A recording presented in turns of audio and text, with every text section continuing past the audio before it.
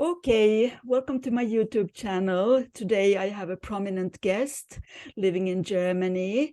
It's medical doctor Dorothea Fuckert. And we met 2017 on the Michael Newton Institute First World Conference.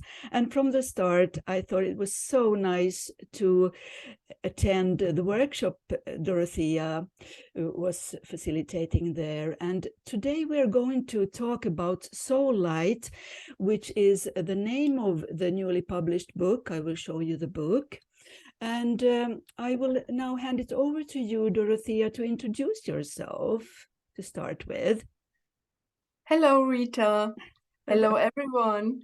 It's a great pleasure and honor to be here and to talk about this beloved theme. I'm 70 years old. I'm a medical doctor, board certified in family medicine and also in fully licensed psychotherapy. I'm a hypnotherapist, an author, an international speaker, a spiritual teacher, and especially a life between life hypnotherapist since 2007. Yes, and I believe that you have met Dr. Michael Newton, which I haven't. I never met him, but somehow through you, I felt the energy of him. And would you like to tell us a little bit about your how it started for you with Life Between Life hypnotherapy, and maybe how you met Michael too, if you want to tell us? Yes, I would love to speak a little bit about it. I came upon past life regressions about 2000, and I had a training in past life regression therapy. And then a friend from Portugal sent me the first two books by Michael, and I flipped them through, and I was not especially touched by them, strangely. I put them into a drawer under my bed in which I store the books which I want to read later someday. So that was 2005. And in the beginning of 2007, I woke up in the morning with a spontaneous impulse to take these two books out and read them. I did in one go, and I was totally enthusiastic about them, convinced about their truth. And I applied for the training course in Chicago with Michael Newton as one of the teachers, yes. And I met him. He was very, very kind, humble man, humorous, somehow funny, also well educated. And I remember he greeted me with the words, "You have an excellent education, Dorothea." because he knew my all my courses, and so on a list he knew them before. I was amazed that he told me this. And in the course he gave several talks, and when other teachers talked, he he again interrupted them and reported something from his cases. He was a living library, a living archive, and had all his, at least those cases from his books in his mind, and told us, the students, some stories. That was amazing, because I don't remember so much from my clients, and he was already over 70 at that time, so I was amazed. Yes, I could when I became a member in the Michael Newton Institute 2013, we had this Yahoo group chat, as you know, of course, Dorothea, and there I, as a freshman, could bring up some questions. And one time I was amazed that Michael Newton answered, and of course I was a bit starstruck somehow as a newcomer in the institute, and I was so amazed by the humble way he approached me and my question, and not to tell me that, okay, you didn't know these things and you're a newcomer or anything, but seriously explained it was about soul energy and how much soul energy we bring into an incarnation and stuff like that. And so it was wonderful. And he was born 1931, I know, and he died 2016, and I can somehow sense his energy still in our work. So what happened then when after you took the training, and you, I know you have so much training, as he said, as he told you. So what made you choose to work with Life Between Life? I know you work with it now, I think, as your way. Yes. 3 things I can say. First, the books, his books, convinced me of that method as a thorough, a well-proven, a safe method to bring a client into contact with her inner core, with the soul. Second was the man himself, because he was so educated, so meticulously researching, and he was authentic to me, not a guru at all, but a kind and well-educated researcher and teacher. And the third thing is that I searched since a long time, since my whole professional career, which began 1977 as a medical doctor. I searched for a method to bring people directly in contact with their innermost being. This search was not always conscious, but in looking back, I can realize that I searched half consciously from method to method. In the beginning, I had a depth psychology practice and a body therapy practice according to Wilhelm Reich. I had a very thorough training in that method and applied it for decades. Also Gestalt and Tumor therapy, hypnotherapy later. And from method to method, I came somehow closer to this core of a human being. Yes. In parts therapy, especially in inner child work, I came rather close, but not close enough. So somehow I had an inner guidance. My own soul and my higher self guided me on this professional path towards past life therapies and then to LBL therapy. Yes, yes, it's wonderful to hear, Dora, because I can relate to it totally, because it was somehow the same for me. I didn't know what I was longing for, but in my training, which was, of course, not with Michael Newton then, but with other teachers who also met him, that it was, I totally felt I needed to follow my inner calling and devote myself totally to this kind of way to work, and I haven't, now for 10 years I haven't regretted it one moment. Yes. So For me. and I've done, yes, sorry, please continue. Yes. My calling was during my whole life, since childhood already, to ensoul people, Yes. to bring them into contact with their soul and to help them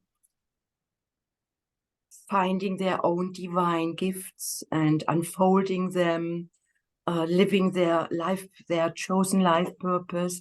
And imagine, we have a method at hand by which someone can experience in an unmediated, visceral way his own immortal being, her own soul in the LBL state.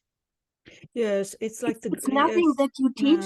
It's nothing that we teach. No, it's and also what is so excellent, so genial in this method is we don't have to dissolve layer after layer from the outside to the inside of a person, which is usually the direction of therapeutic work, but we bring the person directly in contact with his core or her core, and then from that soul state in LBL, we can help her heal the more outer layers.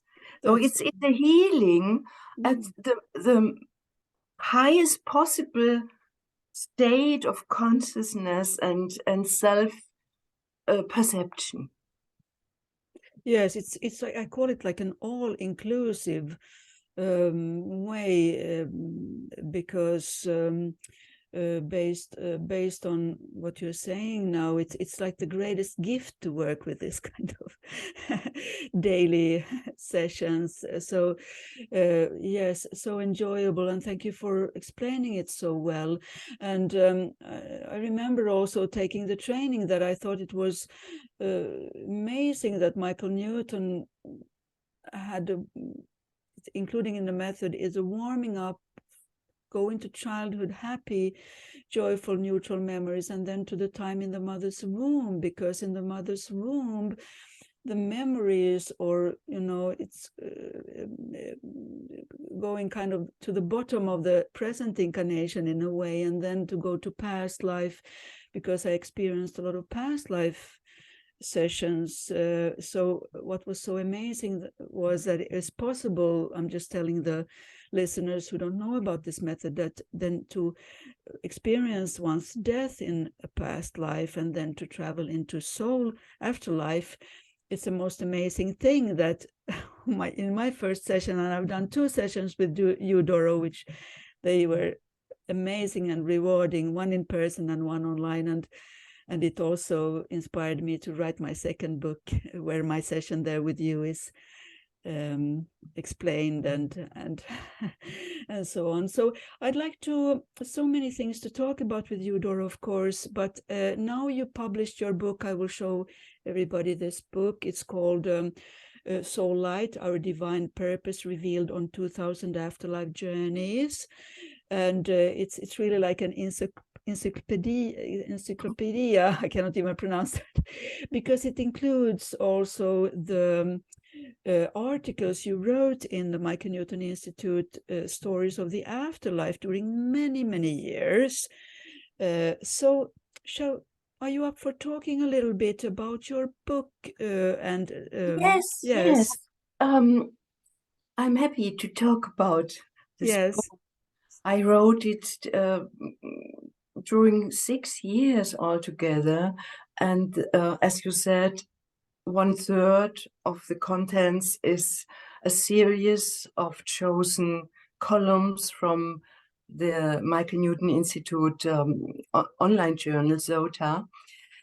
My main focus in this book, however, is to picture the beauty, the uniqueness, the power, and the combination of individual gifts of every soul, of each individual human being. which we bring for this incarnation here into this body. And every human being has an individual combination out of more than 100 unique divine gifts. And they are seated in the 7 main chakras, and a special mixture of these gifts want to be unfolded as human virtues. So imagine that you look into a mirror in this LBL session and you see yourself as a being of light, as a conscious, radiating light and radiating your very unique gifts. And the chosen life purpose is, in my experience and understanding, to unfold 2 or 3 of this combined gifts during one incarnation. Let's say, I start differently. Many people think that a life purpose is something to do, is a profession, a job, an activity. But it isn't, according to my more than 2,000 LBL sessions, but it is to unfold 2 or 3 of this individual combination of divine gifts. For instance, a soul chose before this incarnation to unfold trust, or freedom, or inner peace, joy, justice, creativity. All these are divine gifts. And very often, usually, we choose as basic life experiences in childhood the sheer contrast to those divine values. For instance, if our soul chose peace as a life purpose, to develop and to experience, to live peace, then I might choose as basic experiences in my childhood an aggressive family, or one aggressive family member, and a family in which there is no peace at all, but struggle and fight and aggression. So, because the soul wants to work them through, to experience them, to work them through, and finally to develop and unfold inner peace, to come into peace. So that could be, and it is sometimes, a chosen life purpose. Or the other day, a woman came to LBL, and she had chosen as life purpose self-love.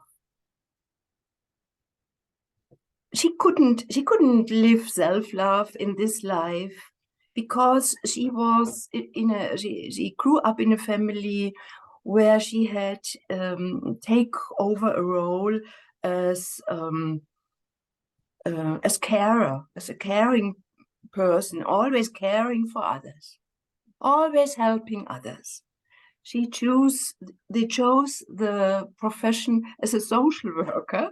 Yeah. And she continued to care, burned out finally, and felt it's not a fulfilling thing for me. There's a lack in myself, an emptiness. And her soul guide told her, her spirit guide told her, your life purpose is self-love and self-care. So that's just an example. But as I said, we have over 100 of divine gifts, and we can choose a mix. Usually we choose a mixture of about 12 of these divine gifts. And out of these 12, we want to fulfill a life purpose, let's say, to unfold 2 or 3 of these gifts, especially. Yes, wonderful the way you tell us about this, and what I would like to Sorry, Rita, yeah, may I add something? yeah, Something sure, important. yes, of I course. forgot. Yes. These divine gifts are light frequencies. And when we incarnate into a body, these light frequencies are compacted, densified, and slowed in their vibration. And they cause then, as they build blockings in our chakra system, in our emotional and mental system. And but these are masked marvels, as I describe them, because these blocked light frequencies want to be enlightened and healed, and so they can expand and vibrate on a higher level again, and so unfold the actual divine gift which is in the fear. These blockings cause fear in us, because it's blocked.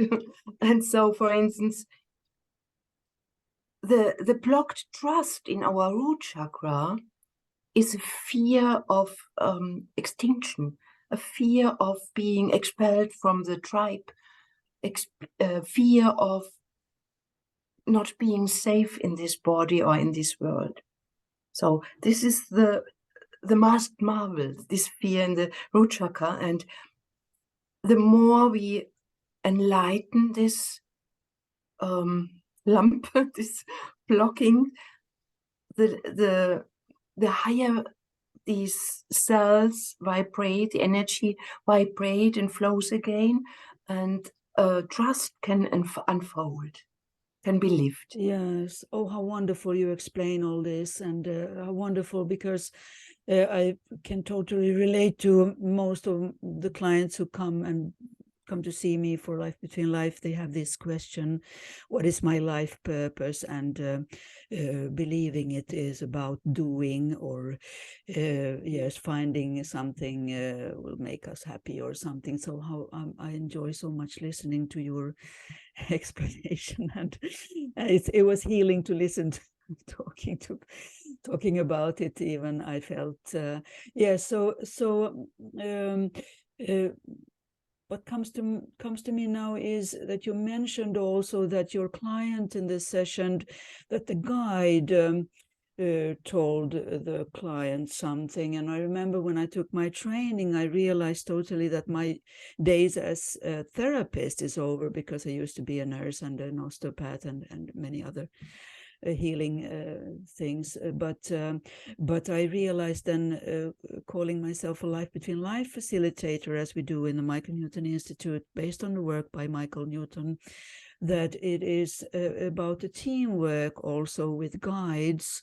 And would you like to share your experience? I know it's a big topic, but for example, in your session here, when the guide told, how do you work with guides, and the guides with the client, and your own guides, I guess, too, but tell us about it, please.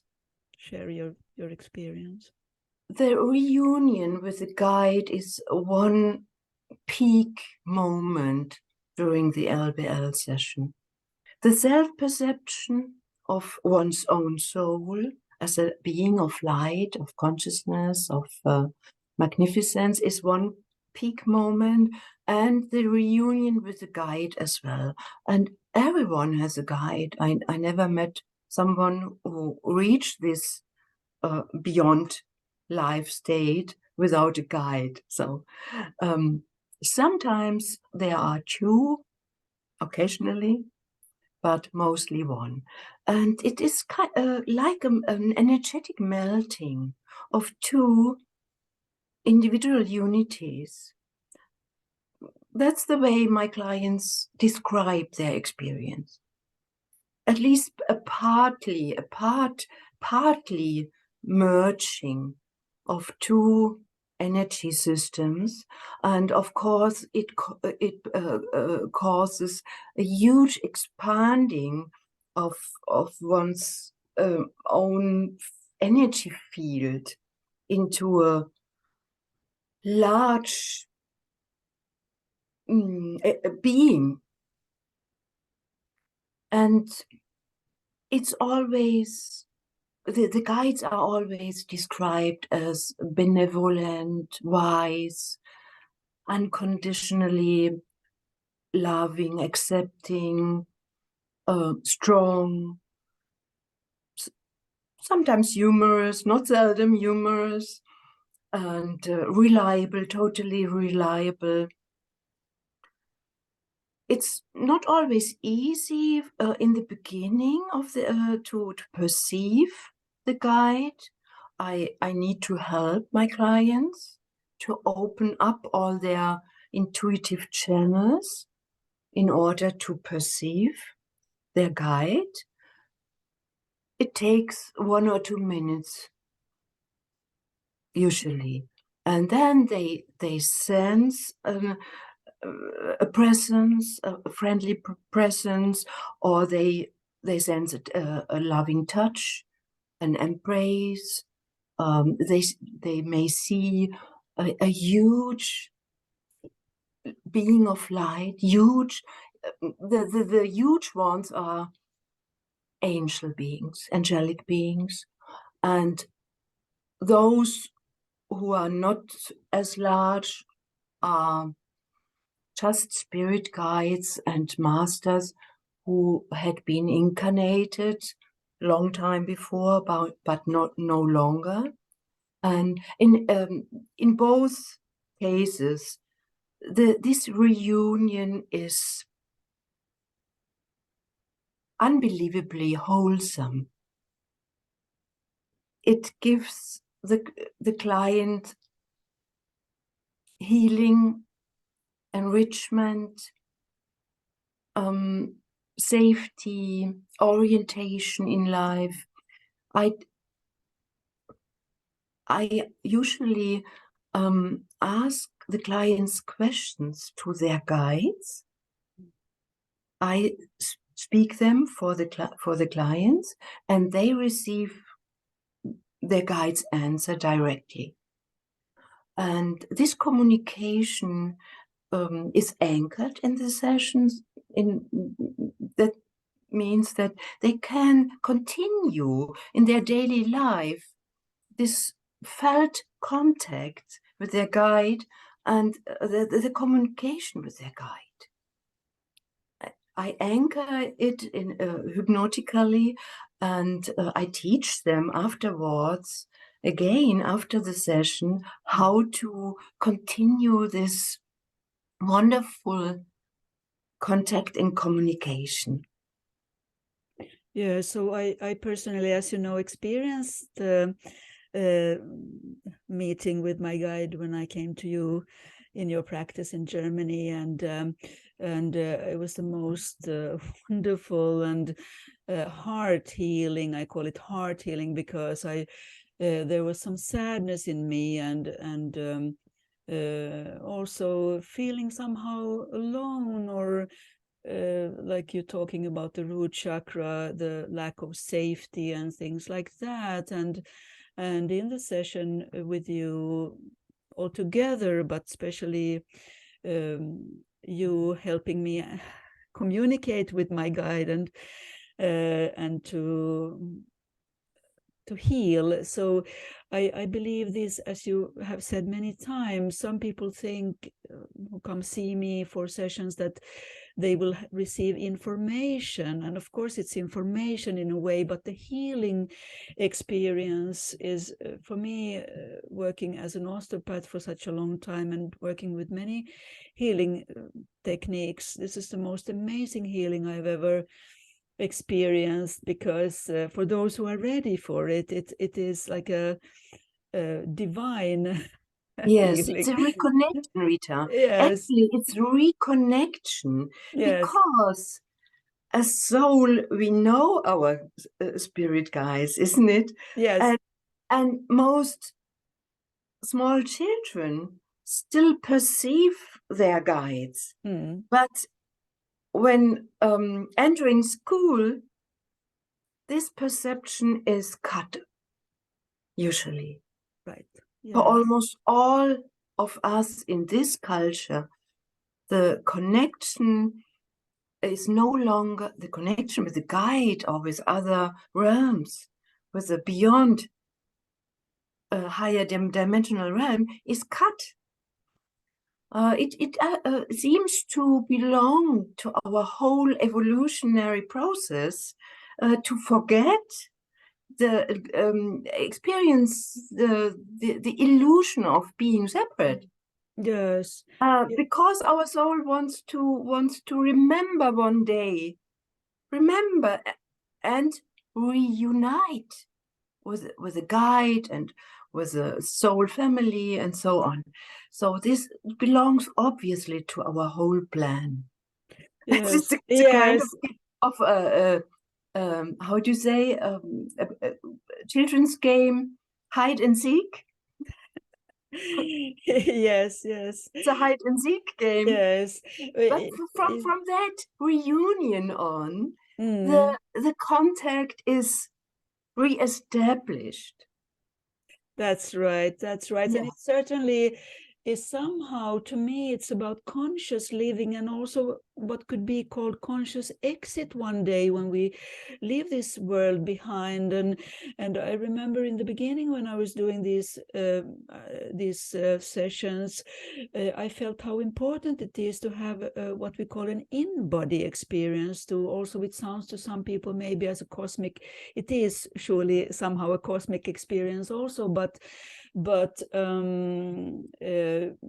during the session, as the one I did with you in Germany, I felt so safe, of course, with you, and not based only on your immense experience as a doctor and all your experience, but as a person, as a woman, as the warmth, the feeling of safety. And this is what I focus very much on when I see clients myself too, that it is the human experience, and also the consciousness that we share with the client. This short time, actually, when we do the session, it could be 3, 4, maybe 5 hours sometimes, but it's the most precious moments.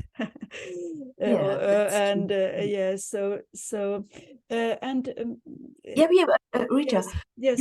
you mentioned Yes. the bodily experience. That's one of my it's a focus in my work, because I'm convinced that our soul wants to bring heaven down to earth, into the body, into the material, into every cell and into every atom. So our soul don't want to dissociate not as long as we live. The soul doesn't intend to dissociate and separate from the body, but to the contrary, the soul wants to bring the divine into the physical existence.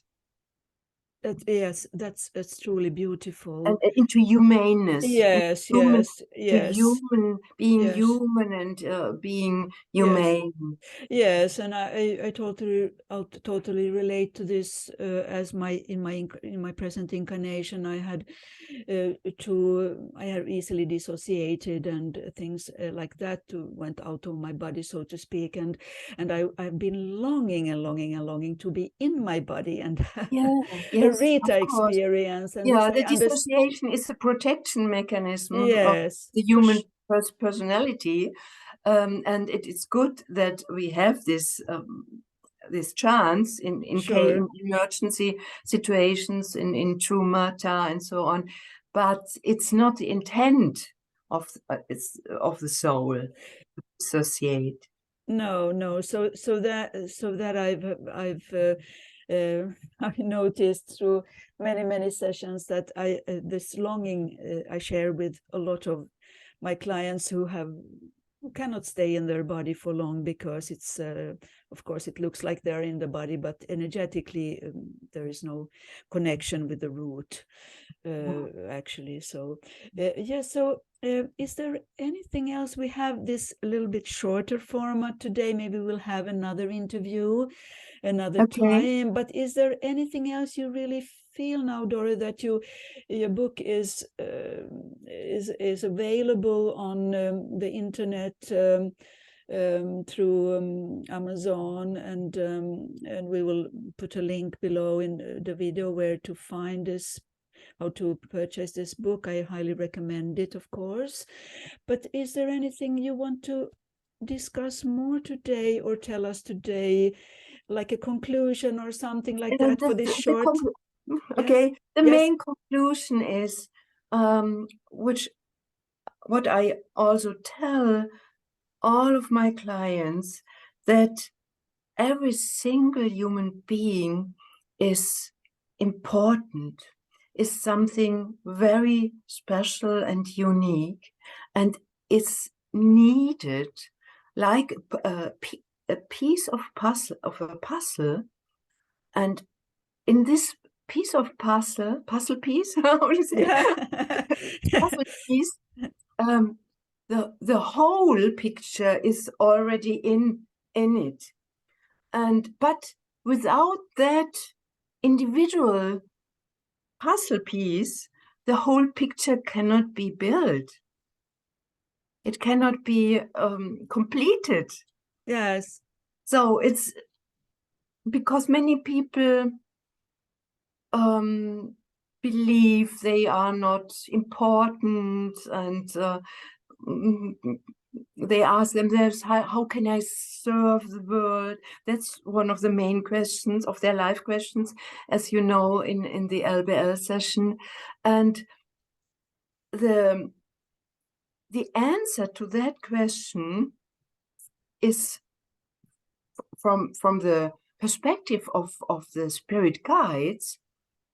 You serve humanity and the animals and earth by your true being, by your being what you are,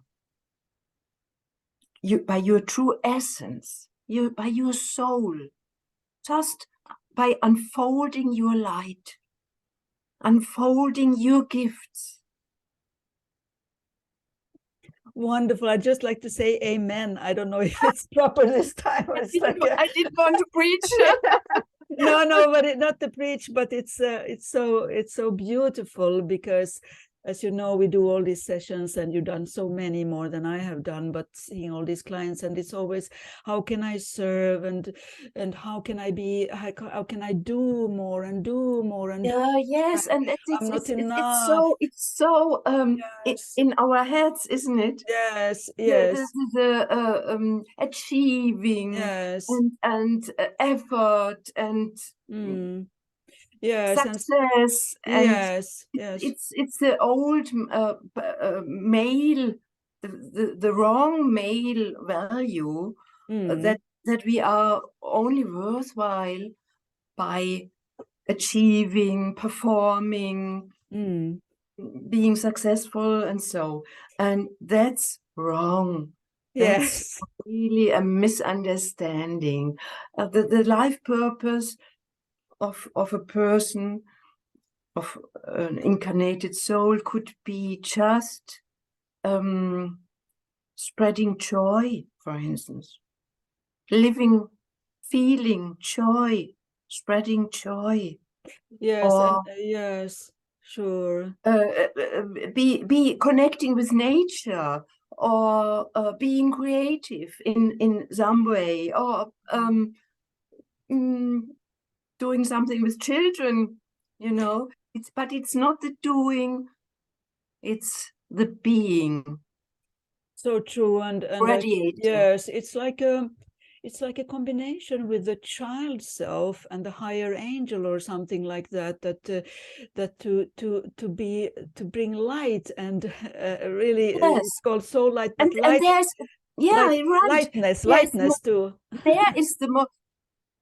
If we find that if we find our true essence, we feel it and let it just be, we have most of joy, Right. of fulfillment. So true. Therefore, it's the best orientation to observe, to perceive what gives me joy, what gives me pleasure, not a superficial pleasure, but a deep pleasure, a Yes. deep satisfaction, Sure. and Yes. fulfillment. Yes. Yes. And so the older we get, somehow, I've not, it doesn't have to do with age, but by experience, it's letting go somehow all this activity. And as of course the world is full of activity and this way to be in constant motion, but so it's lovely and so enlightening to And no, Rita, what Jesus shall have said, if you don't become like a child, you will never access the divine realm, or something like that. Yes, I think. And Yes. I understand it, that we may be like a child again. The older we become, the more space and freedom and expression of our inner child is wholesome. Yes. Yes. That's lovely. That's lovely, Dorothea. And I think, would it be okay for you that we end this recording and this meeting for now, and maybe some other time we get together again like this? And so thank you dearly, Dorothea, for taking your time and energy to share with us I thank you, your Rita. It was a knowledge and pleasure, wisdom. true Yes, pleasure. and knowledge and wisdom. Yes. And I say goodbye to all listeners. Bye-bye. Goodbye to all listeners. Bye-bye. Till soon, Rita. Bye-bye. Yes.